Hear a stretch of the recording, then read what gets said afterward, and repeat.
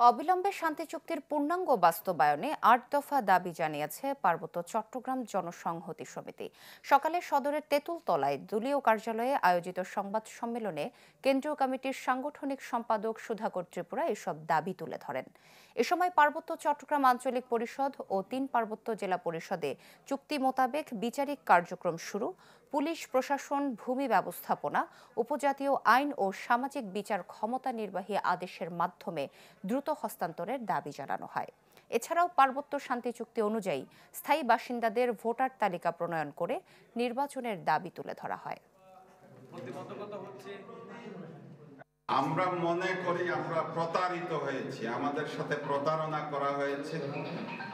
দীর্ঘ ২৮ বছর চুক্তির আসলে পূর্ণাঙ্গ বাস্তবায়নের কোনো আলামত বা অবস্থা আমরা দেখি না।